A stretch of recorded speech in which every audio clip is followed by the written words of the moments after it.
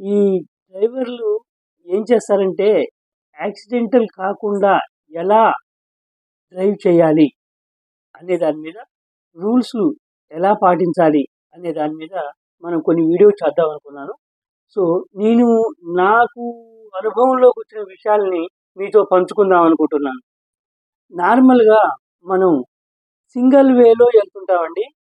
Single వేలో వెళ్తున్నప్పుడు అసలు ఆ వేలో మనం వెళ్ళాల్సిందే 30 కిలోమీటర్ల నుంచి 40 కిలోమీటర్ల వేగంతో వెళ్ళాలి. కానీ కారు నడిపేవాళ్ళు కానీ, టూ వీలర్ నడిపేవాళ్ళు కానీ ఎవ్వరూ ఆ స్పీడ్‌లో వెళ్ళరు. దానికంటే ఎక్కువే వెళ్తారు. పోనీ వెళ్ళినా కూడా హై బీమ్ వేసి యూజ్ చేస్తారండి.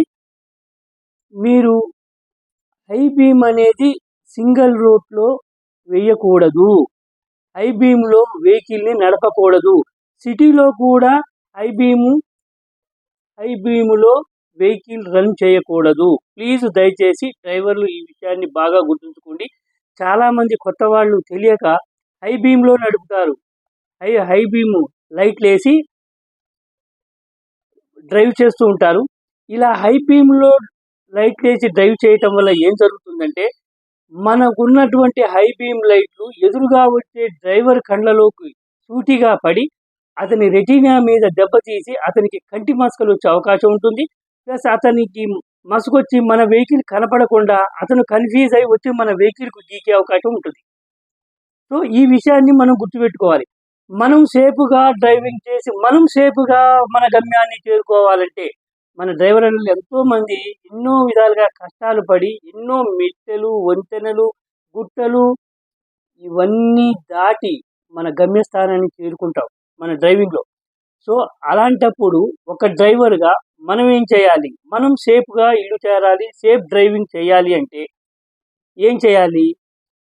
మన ముందు వెళ్ళేవాడు, మన వెనుక వెళ్ళే డ్రైవరు, మన ముందు వెళ్ళే డ్రైవరు, మన పక్కన క్రాస్ చేసే డ్రైవర్‌ని ఎప్పుడూ మనం కన్‌ఫ్యూజ్‌కి గురి చెయ్యవద్దు. అతను సేఫ్‌గా వెళ్తేనే మనం వెళ్ళినట్టు. ఎందుకంటే అతను సేఫ్‌గా వెళ్ళటం మూలానే మనం మన గమ్యస్థానానికి చేరుతాము.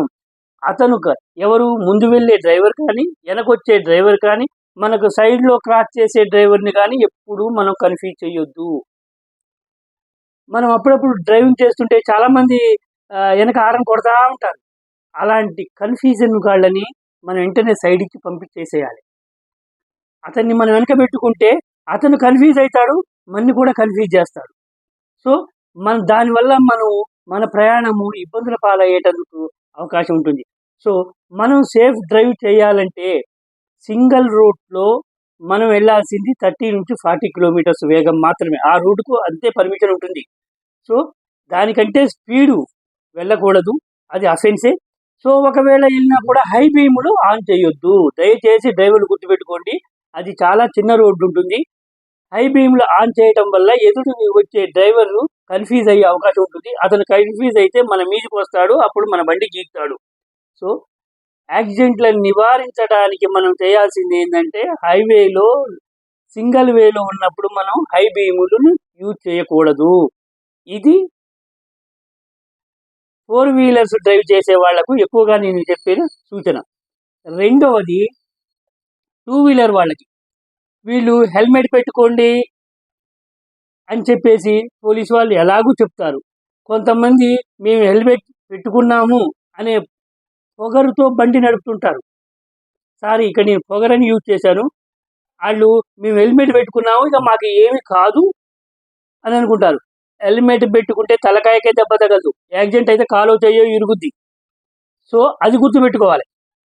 హెల్మెట్ పెట్టుకోవటము సేఫే. నేను వద్దంటలేదు హెల్మెట్ గురించి. కానీ యాక్సిడెంట్ కాకుండా మన వెహికల్ మన గమ్యస్థానానికి చేరాలి. ఇది నా ఉద్దేశం. సో, 2 వీలర్ వాళ్ళు ముందు లైటు లేకుండా ఉంటే అది మీకు సంబంధించిన ప్రాబ్లం. ఎందుకంటే ముందు లైట్ లేకపోతే మీరు చూసుకుంటూ నిదానంగా వెళ్తారు. దాంతో వేరే వాళ్ళకి ప్రాబ్లం ఉండదు. ఒకవేళ మీరేదైనా గుంటలో పడ్డారనుకోండి, అది మీరు స్వయానా చేసుకున్న కర్మ. కాబట్టి పక్కవాడికి ఇబ్బంది ఉండదు. ఇక రెండోదొచ్చేసి వెనక రెడ్ లైట్ ఉంటుందండి, బ్రేక్ లైట్ ఉంటుందండి. ఈ 2 బల్బులు కలిపి మ్యాక్సిమం 10 రూపీసు, 15 రూపీస్ ఉంటుంది. అంతకంటే ఎక్కువ ఉండదు 2 వీలర్‌కి. అది 2 వీలర్స్ అయినా 4 వీలర్స్ అయినా బ్యాక్ లైట్స్ 10 రూపీస్ 20 రూపీస్ లోపే ఉంటుంది ఒక లైట్. డబల్ ఉంటే 20 రూపీస్ చూసుకుంటారు, సింగిల్ ఫిల్మెంట్ ఉంటే 10 రూపీసే తీసుకుంటారు. సో ఈ బల్బులు వేసుకోవడానికి మనోళ్ళు చాలా మంది ఇష్టపడ్డారండి. ఈ ఇష్టపడకుండా వస్తారు. అవతల వచ్చే ఫోకస్ హై బీమ్లో ఆన్ చేయడం వల్ల లైటు ఈతల ఉన్న కార్ వాడికి మన ముందు వెళ్ళే 2 వీలర్ కనపడదు. ఎందుకంటే వాడికి రెడ్ లైట్లో వెనక వచ్చే బ్యాక్ లైట్ డేంజర్ లైటు వెలగదు. పోనీ ఏమైనా స్టిక్కర్ బొక్కర్ వేస్తాడంటే అది కూడా వేయడు. ఇవి చాలా వెహికల్స్ జరుగుతున్నాయి. నేను ఇలాంటి వెహికల్ని చాలా మందికి నేను సజెషన్ చేసుకుంటే చాలా మందికి సజెషన్ చేశాను. 10 రూపీసే బల్బ్ అయింది, ప్రాణం పోద్ది అని చెప్పాను చాలా మందికి నేను. అయినా వాళ్ళు మళ్ళీ ఎప్పుడు ఎక్కుతారో తెలుసా? హైవే 8 to 9 తర్వాత ఎక్కుతారు. వాళ్ళకి ఆ టైంలో 2 వీలర్ తీయడమే వేస్ట్. హైవే మీద 2 వీలర్ ఆ టైంలో తీయొద్దు. తీస్తారు, బ్యాక్ లైట్ ఉండదు, బ్రేక్ లైట్ ఉండదు. వాళ్ళు బ్రేక్ వేసిన విషయం మనకు తెలియదు. ఎదురుంగొచ్చే కారు లైట్స్ మన కళ్ళలో పడతాయి, ఈ డ్రైవర్ కళ్ళలో పడతాయి. సో అప్పుడు ఏమవుతుందంటే ఆటోమేటిక్గా ఈ కార్ డ్రైవర్ తెలియకుండానే ఆ 2 వీలర్ వాడిని లేపేస్తాడు. అంటే ఇక్కడ యాక్సిడెంట్ కారణం ఎవరు? కార్ డ్రైవర్ కాదు, 2 వీలర్ వాడు. 2 వీలర్ వాడు కూడా చేసిన తప్పేంది? ఒక్క 10 రూపీస్ పెట్టి బ్యాక్ లైట్ వేసుకోకపోవటమే. బ్యాక్ లైట్ అనేది మస్ట్ అండ్ షుడ్ ప్రతి వెహికల్కి. అది 2 వీలర్ కానీ 4 వీలర్ కానీ లారీ కానీ 8 వీలర్ లారీ కానీ 10 వీలర్ లారీ కానీ 100 వీల్స్ లారీ కానీ దేనికైనా సరే రెడ్ లైట్ బ్యాక్ లైట్లు ఖచ్చితంగా నైట్ టైంలో వెలగాల్సిందే. అది అయ్యేది 10 రూపాయలే, కానీ దానివల్ల చాలా పెద్ద డేంజర్ ఉంది. మీ ప్రాణానికి ఎప్పుడైనా ముప్పు రావచ్చు, మీ బండి ఎప్పుడైనా యాక్సిడెంట్కి గురి కావచ్చు. అది మీరు చేసుకున్న స్వయకృతం, మీరు చేసుకున్న అపరాధం అది. సో దీనికి ఆ వెనకొచ్చే డ్రైవర్ బలవుతాడు. అందువల్ల ఆ వెనకొచ్చే డ్రైవర్ని సేఫ్గా పంపించాలంటే మీ బండికి రెడ్ లైట్ ఖచ్చితంగా వేసుకోండి. 2 వీలర్ వాళ్ళకు మరీ చెప్తున్నాను, అగ్రికల్చర్ వాళ్ళకు కూడా చాలా బాగా చెప్తున్నాను. పొద్దుగుకంగానే రోడ్డు ఎక్కుతారు, హైవే ఎక్కుతారు, ఒక్కళ్ళకు కూడా రెడ్ లైట్ ఉండదు. ఆ వచ్చే హైవేలు ఈ కార్లు 80 వెళ్ళాల్సిన రూట్లో 100 వెళ్తాయి, 100 వెళ్ళాల్సిన రూట్లో 120 వెళ్తాయి. అప్పుడు ఎదుటిగా వచ్చే వెహికల్ యొక్క వాళ్ళు మళ్ళీ ఇంకొక తప్పు ఏం చేస్తారంటే వాళ్ళు హై బీమ్లు ఆన్ చేసుకొని వస్తారు. హై బీమ్లు కాదు, ఒక 10 లైట్లు ఇట్లా వీ షేప్లో పెట్టి వస్తుంటాయి కొన్ని లారీలు. ఈ మధ్య కారు వాళ్ళు పెడుతున్నారు, లారీ వాళ్ళు పెడుతున్నారు, ఎక్స్ట్రా లైటింగ్ విపరీతంగా ఫిట్టింగ్లు చేస్తున్నారు. అవి ఎదురుగా ఆపోజిట్లో చెట్లు లేకపోతే, మధ్యలో చెట్లు లేకపోతే, డివైడర్లో చెట్లు లేకపోతే యువతలు ఆపోజిట్ లైన్లో వచ్చే డ్రైవర్కి చాలా కంట్లలో పడి చాలా చాలా అసౌకర్యానికి గురి అవుతాడు. ఎప్పుడైతే మన ద్వారా ఒక ఎదుటి డ్రైవర్ కానీ వెనక డ్రైవర్ కానీ పక్క డ్రైవర్ కానీ అసౌకర్యానికి గురి అయ్యాడో అది అతని తప్పు కాదు, మన తప్పే. మన మూలంగా ఏ డ్రైవర్ని ఇబ్బందుల పాలు గురి చేయకూడదు. సో మీరు దాన్ని బట్టి ఈ రోజు వరకు మనం ఈ వీడియోలో తెలియజేసేది ఏంటంటే ఖచ్చితంగా 2 వీలర్ వాళ్ళు కానీ 4 వీలర్ వాళ్ళు కానీ బ్యాక్లో లైట్ ఖచ్చితంగా వెలగాల్సిందే. మనం లైట్లు ఆన్ చేసిన మొదటి స్టెప్పులోనే బ్యాక్ లైట్లు వెలగాలి. ఖచ్చితంగా మనం బ్రేక్ ఆన్ చేసినప్పుడు ఇండికేటర్గా మనం బ్రేక్ ఆన్ చేసామని వెనక వచ్చే డ్రైవర్కి ఖచ్చితంగా తెలియపరిచే విధంగా మన బ్రేక్ లైట్ వెలగాలి. ఒకవేళ వెలగకపోతే అవి 10 రూపాయలు 20 రూపాయలు, ఓ ఎలక్ట్రీషియన్ తీసుకుంటే 100 రూపాయలు తీసుకుంటాడు. కానీ దానివల్ల మన వెహికల్ ప్రమాదంలో పడుద్ది, మన ప్రాణాలు రిస్కులో పడతాయి. ఇలా పడకుండా ఉండాలంటే మనం ఖచ్చితంగా వెనక లైట్లు బ్యాక్ లైట్లు ఖచ్చితంగా వేయాలి. ఇది కాకుండా రేడియం స్టిక్కర్ దొరుకుతుంది, రేడియం స్టిక్కర్లు కూడా వేయాలి. ఎందుకంటే ఇప్పుడు మనం ప్రయాణం మధ్యలో ఉన్నాము, సడన్గా బల్బు పోయింది, దానికి మనం ఏం చేయలేం. ఇలాంటివి కొన్ని దొరుకుతాయి. సో నాది ఇప్పుడే పోయింది బల్బు అని చెప్పే వాళ్ళు చాలామంది ఉన్నారు. కాబట్టి దానికి తగ్గట్టుగా కింద రేడియం స్టిక్కర్ వేసుకోండి. ఆ రేడియం స్టిక్కరు వెనక వచ్చే లైట్లకు అది రేడియం గుణం ఉండటం వల్ల మనకు లైటింగ్ రూపంలో వెనకొచ్చే డ్రైవర్ కనపడుతుంది. అప్పుడు ఆ వెనుకున్న డ్రైవర్ అసౌకర్యానికి గురికాడు, మన బండికి తగిలియటానికి అవకాశం లేదు. ఎందుకంటే అతనికి మన వెహికల్ కనిపిస్తుంది.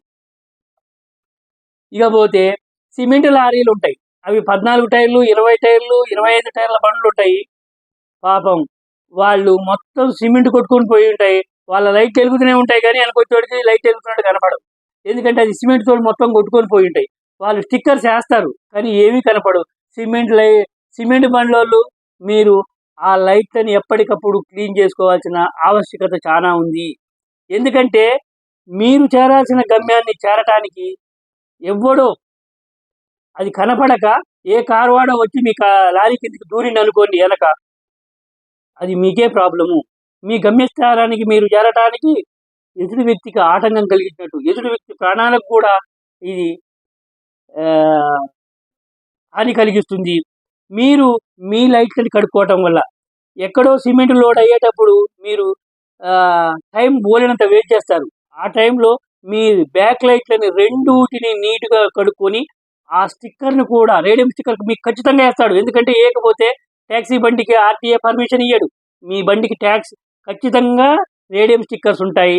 ప్లీజ్ మీరు ఆ రేడియం స్టిక్కర్స్ వరకైనా క్లీన్ చేయండి. ఒక గుడ్డని తడిపి ఆ రేడియం స్టిక్కర్ మీద రుద్దితే అది క్లీన్ అయిపోతుంది.